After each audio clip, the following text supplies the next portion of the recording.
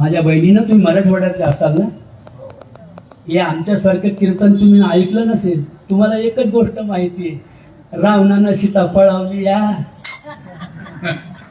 राम त्या सीतेसाठी रडत व्हायला बाई. सर्वाभूती पाहे एक वासुदेव. तुम्हाला कीर्तन ऐकायची सवय पण कोणती? पुराणातल्या कथा, 33 कोटी न पाहिलेल्या देवांच्या गोष्टी. इंद्र आलेला, इंद्र इंद्र इंद्र ब्रह्मदेवाला 4 तोंडे घेऊन. मला एकाने विचारलं, तुम्ही ब्रह्मदेवाच्या गोष्टी सांगता महाराज, तो ब्रह्मदेव झोपताना त्याला जर असं झोपायचं असेल तर कसा काय झोपत असेल?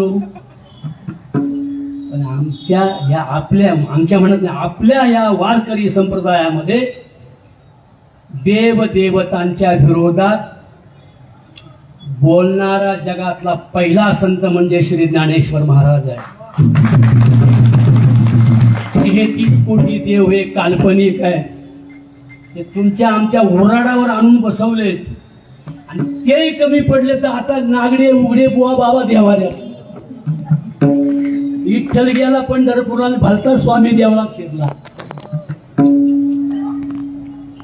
आता बहुजनांनी जाग झालं पाहिजे. एक धरीला चित्ती, आम्ही रुक्मिणी बोलू नका दादा.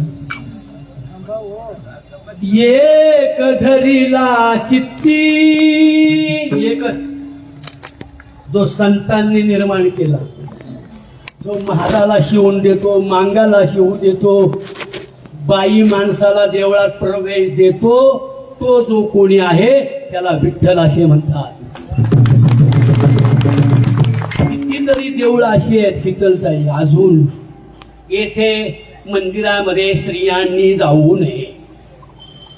एका महाराजांनी 20 बायका महिला मंडळी टाळ घेऊन उभे होते बिचारे. त्या कामाला मजुरीला जाणाऱ्या 1-1 रुपया साठवून त्यांनी लुगडी घेतली होती, पांढऱ्या साड्या. अगदी गरीब बाया त्या पांढऱ्या साड्या नेसून टाळ घेऊन उभ्या होत्या. एका बाईने तुळस घेतली होती आणि एक महाराज आले, त्यांनी त्या बायांकडे पाहिलं. महाराजाचं तोंड फार पांचट झालं. त्यांनी सप्त्याच्या कार्यकर्त्याला सांगितलं, या बाया कोणी उभ्या केल्या, मला बाई चालत नाही, त्यांना खाली बसवा तर मी कीर्तन करी.